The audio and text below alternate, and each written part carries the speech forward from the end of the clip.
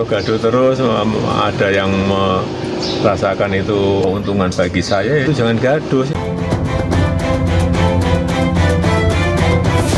Pasal-pasal yang dikenakan sama kami 10 pasal totalnya, 10 pasal. 10 pasal? Koruptor aja Bun, nggak ada 10 pasal. Itulah hebatnya Yakub Hasibuan ini.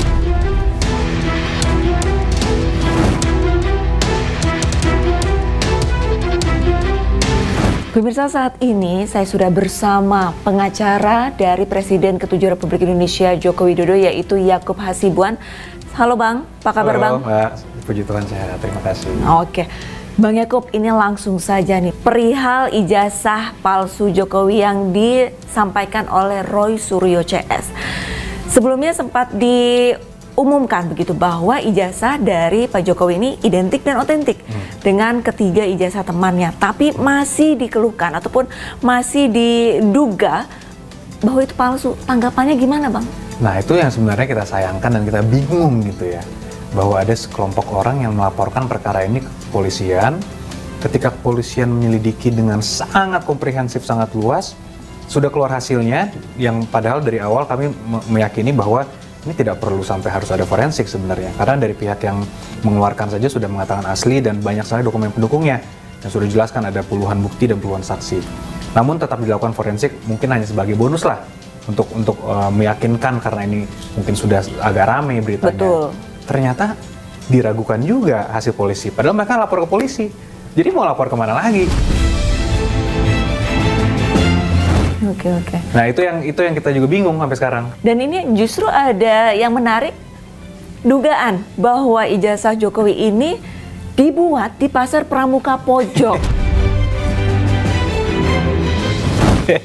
Karena memang Pasar Pramuka Pojok ini terkenal dengan pemalsuan dokumen-dokumen, dan mereka itu sangat menuding dengan tegas bahwa Paiman itu adalah salah satu orang yang di balik layar penerbitan ijazah palsu Pak Jokowi. Ya, itu tentunya harus saya dengan tegas saya sampaikan bahwa itu tidak benar dan tidak berdasar ya.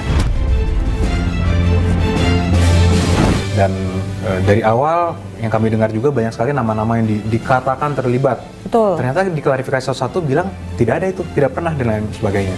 Jadi dari situ aja sudah patah. Dan kemudian Pak Paiman pun sekarang katanya sudah mengajukan juga langkah hukum, di mana dari awal kami sudah sampaikan, tolong ketika ada suatu hal yang bukan merupakan fakta atau hanya berupa asumsi-asumsi atau gosip atau hanya ya dengar-dengar, ya kalau bisa diverifikasi dulu lah. Tapi kan dari mereka pihak sana kan selalu ngomong dulu, tuduh dulu, baru pikir caranya untuk membuktikan. Ini kan itu caranya. Tapi ya itu sebisa mungkin kalau menurut saya sih itu sangat tidak ada nilainya tuduhan itu, dan bisa dibuktikan lah nanti bahwa itu tidak benar. Dan kembali lagi, sebenarnya mereka kan yang memiliki kewajiban untuk membuktikan. Sampai sekarang tidak ada juga bukti sama sekali yang mengarah ke situ.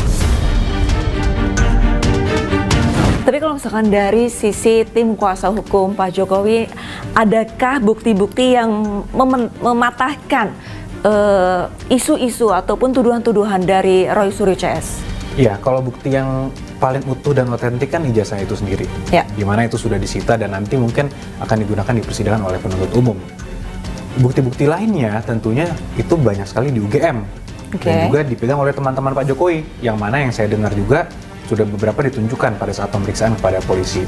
Apakah nanti itu akan juga disita dalam rangka untuk penggunaan di penuntut umum ketika persidangan, yaitu mungkin kita tunggu update-nya dari kepolisian. Tapi saya yakini banyak sekali bukti-bukti yang akan sifatnya sangat absolut, tidak akan bisa dibantah lagi, karena ya bayangin aja Mbak, dari kartu hasil studi, dari daftar nilai, dari kalau tidak salah kartu bebas pinjam buku di perpustakaan. Itu mungkin kalau kita pernah kuliah dulu itu kan juga, saya pun lupa bentukan kartu bebas ini saya seperti apa, tapi puji Tuhan alhamdulillah masih ada di UGM. Untuk perkembangan kasus ini sebenarnya pasal berapa saja sih Bang yang dikenakan untuk Roy Suryo CS? Iya, yang kita laporkan adalah 310, 311 KUHP mengenai pencemaran nama baik dan juga fitnah.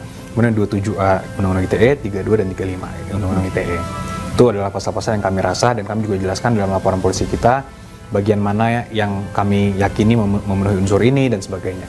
Dan itu nanti akan terbuka, dan dari pihak kepolisian pun pada saat memeriksa Pak Jokowi juga jelaskan bagian mana yang dirasa melanggar pasal itu dan sebagainya. Oke, tapi dari reaksi Pak Jokowi sendiri atas tudingan-tudingan Roy Suryo CS sebenarnya seperti apa sih? Pasti masyarakat ingin tahu nih. Ya, tentunya kalau reaksi Pak Jokowi sangat menyayangkan adanya ini. Beliau selalu mengatakan ini kan sebenarnya, ini setiap ketemu, masih selalu setiap ketemu beliau mengatakan ini sebenarnya isu, ini masalah kecil, masalah simpel, tapi kenapa ini dibesar-besarkan? Jadi mungkin beliau di tahap masih, bukan hanya beliau ya, saya pun juga kadang-kadang masih mempertanyakan, kok bisa ya ada orang-orang yang seperti ini ya? Kok bisa ya? Namun ya karena kami melihat tidak ada jalan lain, didiemin.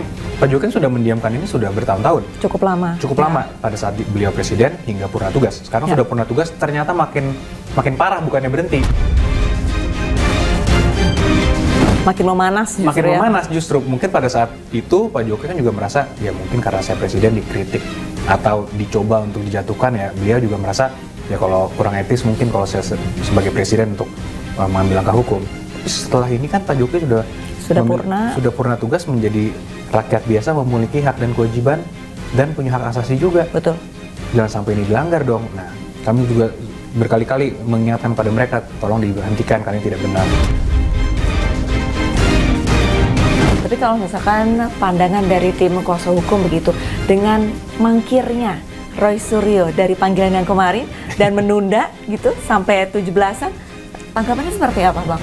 Ya tentunya kami menyayangkan, apalagi karena alasannya persiapan mau 17-an. Nah, itu sudah dikonfirmasi juga oleh beliau dan kuasa hukumnya. Ya jadi saya melihat nanti dari para penyidik mungkin yang akan menilai kan, apakah penundaan itu memang patut dan layak dan wajar atau tidak. Nah, tentunya ini bukan, ya menurut kami bukan hal yang urgent dan tidak dibenarkan. Ya walaupun kembali lagi sudah diatur juga dalam hukum acara kita kan, ada panggilan pertama, panggilan kedua. Kalau panggilan kedua tidak dapat hadir juga, ya bisa dijemput juga. Sebelumnya sempat mewawancarai Pak Roy. Sebenarnya tujuan akhir dari desas-desus ataupun kekisruhan ijazah palsu Jokowi ini apa? Nah, versinya Pak Roy adalah menginginkan, jika memang terbukti palsu, beliau menginginkan Pak Jokowi ini meminta maaf kepada seluruh khalayak masyarakat Indonesia. Tanggapannya seperti apa? Ya, itu tidak akan terjadi, Mbak, karena itu tidak palsu. Okay. Jadi itu sama sekali tidak akan terjadi. Kalau dari kami justru jika ditanya hal yang sama, dari awal kami sudah jelaskan bahwa tujuan utama dari kami mengambil langkah hukum ini agar nama baik Pak Jokowi dan keluarganya dipulihkan. Dan segala pemberitaan yang dapat merugikan Pak Jokowi mengenai narasi ijazah palsu ini bisa dihentikan. Dan kembali lagi, ini sudah menjadi berita yang sangat viral di mana-mana. Jejak digital itu sulit dihilangkan. Betul. Sehingga kalau tidak ada satu putusan pengadilan yang mengatakan bahwa ada orang-orang yang terbukti melakukan fitnah karena hal tersebut tidak benar dan ijazah Pak Jokowi itu asli. Bang Yakub, ini Pak Roy katanya akan memberikan ataupun mengirimkan somasi kepada Pak Jokowi. Apakah sudah mendapatkan somasi tersebut atau belum? Sudah diterima somasinya, walaupun kami lihat somasinya juga tidak berdasar, dan substansinya sebenarnya juga tidak ada yang relevan menurut kami. Jadi ya kami rasa juga tidak perlu dikomentari somasinya. Karena kembali lagi, somasi itu kan harus ada dasarnya. Apa yang dugaan yang dilanggar, kemudian permintaannya apa, dasarnya seperti apa, ini sama sekali tidak ada.